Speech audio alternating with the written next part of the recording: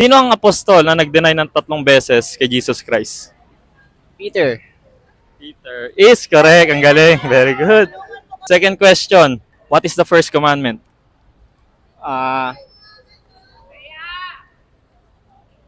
do not have any other gods.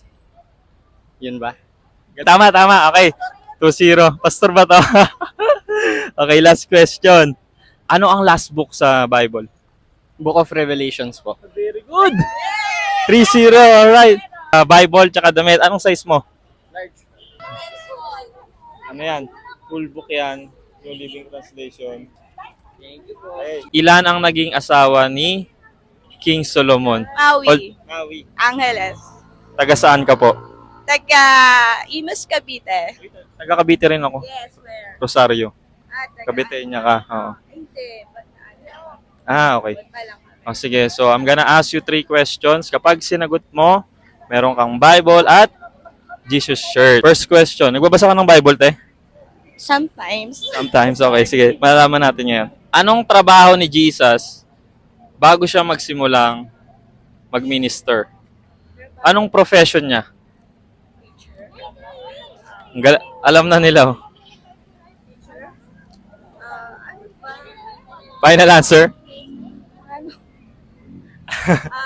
Craft mentor. Ano? Parang craftman, I don't know. Craft, malapit doon. Wait lang. Yes. Carpenter. Tama, carpenter. Okay. Dalawa pa. Second question. Ilan ang naging asawa ni King Solomon? Old Testament. Ilan ang naging... Okay lang. Ilan ang naging asawa ni Solomon? Madami to, madami. 123, charot. 1, 2, 3 na Tatlo. Yes, yes. Madami. More than 52. Oh, 60. madami ba? 80. Higher. Higher. 95. Wala. 1,300. 700.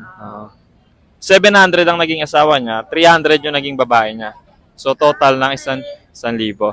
Okay. 1,300. 1,000. Sobra ka ng 3. Ay, ng 300. Okay. Last question. Kilala mo si Matthew, ate? Disciple ni Jesus, di ba?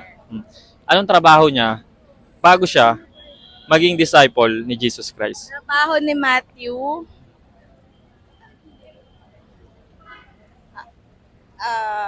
Mangingisda. Parang ganon. Mali. Trabaho. Si Peter at si Andrew yun, no?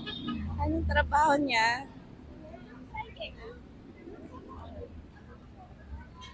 Siret. Ano, BIR ngayon? We are a tax collector. Yes, sayang. Oh, Sayang, oh. thank you. That's how God's grace works. We don't deserve it, but He gave it anyway, so. Pwede blue, charot. Jesus, pwede. Oh, Jesus shirt yan. Thank you. Tetelestai.